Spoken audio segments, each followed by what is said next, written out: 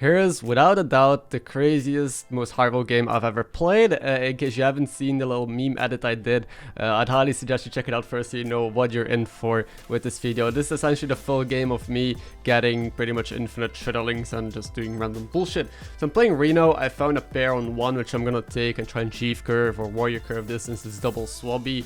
And the game is going rather normal. Now turn 2 I'm facing the Shudderwalk. And I'm considering what to do here. I just take a slobby and decide to roll, so I could level next turn, even roll and buy a card. And I don't know, we'll see where the shop's take is. But the Shudderwalk is DC'd, so they left the game. I saw it a little bit late. If I saw it earlier, I wouldn't have played the second slobby, but now I realized. And oddly enough, they didn't just quit the game right at the start. What they did is they left both Shudderlings on the board. So they hero power twice, played their Shudderlings, and that is going to completely mess up this lobby because there's this card on tier 5, Murazond, which gives you a card from your opponent's warband as a battle cry. So if you find a Murazond, play it, you are guaranteed to get a Shudderling, and that Shudderling has the battle cry of Murazond, so it infinitely repeats itself and gives itself back into your hand. And because of that, you get infinite triples and you can just do a lot of bullshit. So, my goal at this point was just level to 5, but Chikarik in chat, who is also a good player and a streamer, go check him out, also reminded me that this could go infinite. I knew that I could get the Shudderlings with Murazond, but I completely forgot that it's actually just completely infinite and gives me a million triples. So my main objective is just getting that, since that, like, we can power level, we're on 39 HP, we are likely to face the ghost if we, you know, take some damage, but just stay alive using hero power. We'll see what we can get, and since we're chief curving, we can very nicely just level, our economy works out perfectly. I still have a pair as well, in case I don't find Murazond, I can triple into a 6 and hero power that, or just do strong shit. Since 40 HP Reno is pretty good, we don't even take it very hard here. I mean, 9 damage is quite a lot, but we still at 30. One thing though is that there's no damage cap anymore. So, because there's an instant ghost, one awkward thing about the lobby is no damage cap, meaning you can take over 15 if you face a high roller early on. Let's say you face Gendis who took a couple triples into 5 drops, you are completely screwed. And here was the decision, do I just level straight to 5 or 0 on 4 for a turn? And I just pressed the button because what's the point of staying on 4? The reason why this was a scary move is because Idora digged this turn. This was her final dig, and she got a golden Sarlisk into mackerel. I take 14 damage luckily. I expected to take more. But yeah, without damage cap, it's pretty scary leveling there, knowing I could take like 20 damage here from someone who just spiked. We are tier 5. Now, I was supposed to face the ghost here because I was in bottom 3 for like 3 turns. But Rafam just dropped into bottom 3 as well and was able to steal the ghost from me right away. So a little bit unlucky, but hey, we got a golden hogger, so we have an out in case we don't get the ghost next turn or the turn after. Although I'm very likely to be offered the ghost this turn or next turn. So just doing APM Pirates stuff, you know, my favorite. I basically play APM Pirates like 3 times a day at this point since I lean so hard into it. But, you know, this turn quickly ended. I'm just gonna end on the Witchwing here because, you know, I have no money to roll and buy another card. Anyway, Witchwing can give me a better cry, can give me a triple onto this deck swabby, and, you know, see what happens against this AFK, who is in the top, you know, of the lobby as well. Now, she's just scaling a bit with Green Thump. I have a massive Hogger though. Hopefully we can reduce damage this fight as well. But turns out I don't even get a card from Witchwing because it gets sniped. Witchwing always has taunts for me. And I lose the fight, but barely. And now I'm on 9 HP. I gotta be careful. We gotta face the ghost here. And we do. So because we have pirates, we can roll quite a bit, maybe try and find triples. And we found Murazond. You can see my face and my reaction. I just abandon like everything. I just give up on the whole pirate idea, on whatever the hell I want to do this game. I'm still buying pirates, of course, because they're literally free. But I'm most likely just selling them all anyway next turn if things go according to plan. Now, all the battle cries in the Shudderling are actually not that much right now. I think I played like double swabby, so leveling will be cheaper. I played a token as well, and then there's also going to be Murazond. I think that's about it when it comes to battle cries, but I can always play more battle cries next turn. And there's an Amalgadon, so I can put Amalgadons as well into Shudderling, meaning Shudderlings are going to adapt.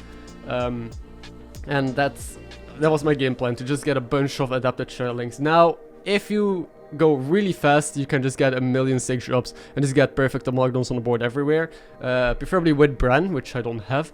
But the main issue that I realized with this strat is the fact that the animations take up so much time. Like, the animations from Shudderling are really long. I don't even have that many animations in it right now, so as you can see, it's over pretty quickly. But if I play this Amalgadon, those animations go in there as well. And getting a triple on Shudderling takes like a 5 to 10 seconds. So, like, going infinite isn't really possible, you know? Same with APM parts, it's all limited by how fast you can do, how many animations load. But yeah, here's the full turn. You can see me messing around. I was very confused and scared. I didn't know what the hell was going on or how to optimize this. So I'm selling cards, I'm leveling, I'm figuring out what I should do, what better cards I should play, and what my game plan is from this point, because I know I have infinite gold and triples, but I also realized that all my Shudderlings are perfect Divine Shield poisons now. So instead of going for a million 6s, which was my initial idea, I decided to just go for a bunch of Poison, Divine Shield, Shudderlings instead, since that seems easier to do than get, you know, Sea Slingers and Amalgadons from my triples, especially since I've been missing quite a bit.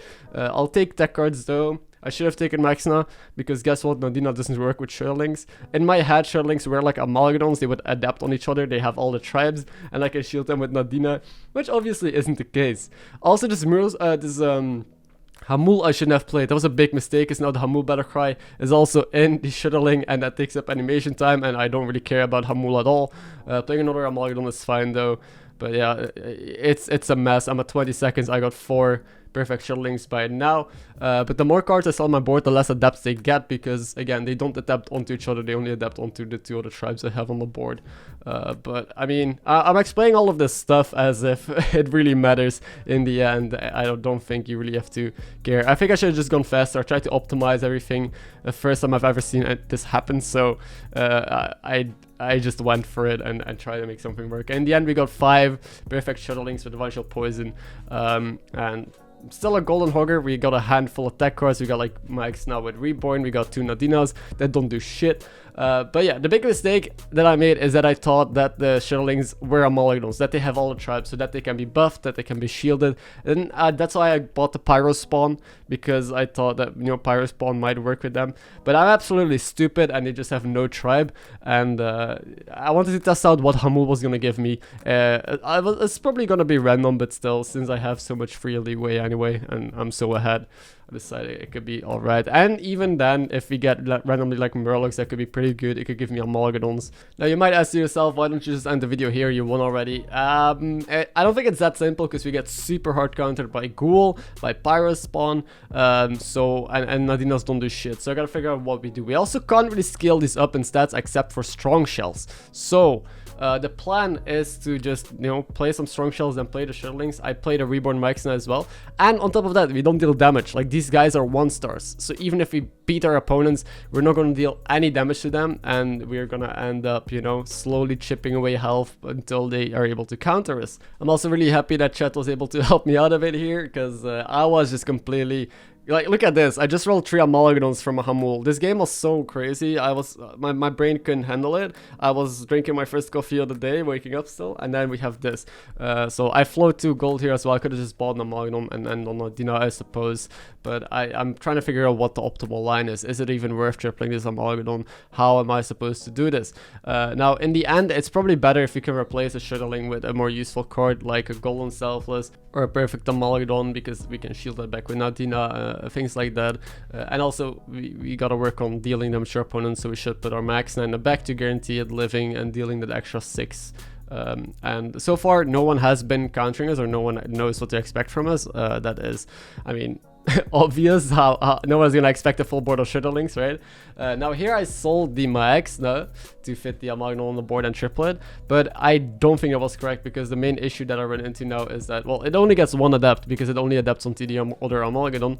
Plus, on top of that, I kind of needed that Reborn Maxna. Main reason is that I still get to countered by Pyro Spawn and Ghoul, and, you know, as an end game, I can't just, you know, lose to a single card. It's kind of like playing George. If you're just playing George and you're relying on your Divine Shields to, you know, carry you till the end, a single Ghoul will eventually make you go 3rd or 4th instead of that 1st place. But okay, hope is still there. We got 1 card that we can replace on the board. I should look probably for more tech tech cards. We can pick up Selfless, I suppose. So Golden Selfless always fits nicely on any kind of board. And I'm still taking Strong Shells. All of those battle cries again go into Shudderlings, so I'm saving this final Shudderling to just go off with battle cries from, you know, to gain stats on the board and to maybe get another perfect Shudderling on the board. It's not gonna adapt that much though. I could maybe find a Bran, which would help with that, and we'll see where this takes us. So even though this was a crazy lucky and highroll game, there was still a lot to optimize in the end game, a lot of things to consider, think about, and I definitely could have played this a little bit better, so I think that's why it's interesting analyzing this and looking at what you would do, what we should do, and how to actually close out a game like this without choking. But again, I was just completely blown away by what happened here, that I kind of tunnel visioned into just, you know, murdering people and getting that sweet YouTube content. But if you do enjoy this kind of content, you know, more educational, me talking over gameplay, don't forget to subscribe to the channel if you're not yet a part of, you know, this crew, since I do upload pretty much daily. Same with Twitch. This was streamed live over there, and I just stream pretty much daily, and I'm pushing towards hitting high top leaderboard next season, hoping to qualify for leaderboard legends. So if you're interested into that, check it out. Okay, so I was able to get a Bran, and I had to sell a Shudderling here because otherwise, you know, obviously we can't play it. The Amalgadon is too good. It got reborn as well from a snake that was in the battle cry. Not a perfect. So basically we just changed a golden perfect Shudderling with a normal one, but I freed up a board space. I was able to reborn this card. I'm able to play more stats because there was also a scavenger in there, and it was ending on a max now, sadly non-reborn. But now we're up against perfect dragons. They have golden Caligos, a Nadina as well, which counters me pretty hard, and a Pyro spawn, so that all the perfect tech cards against my board. Also my hits are pretty bad, as you'll see. Like, he's able to kill all my stuff. I can't bump his shields with my plants, which I really needed to do here. Like, I had a chance if I bumped even a single shield, or if something like that happened. Instead, our hits are kind of dog shit. He was able to perfectly counter this, and this is probably gonna lead to a second place. But yeah, we know we could have easily won this. There were a couple of decisions that could have improved, or just get luckier in the fight for it. Thank you for watching. Kind of a wild game, kind of different than my usual stuff, but hope you enjoyed watching it. Nonetheless, this is a once in a lifetime game, I feel like. I'll see you next time. Take care.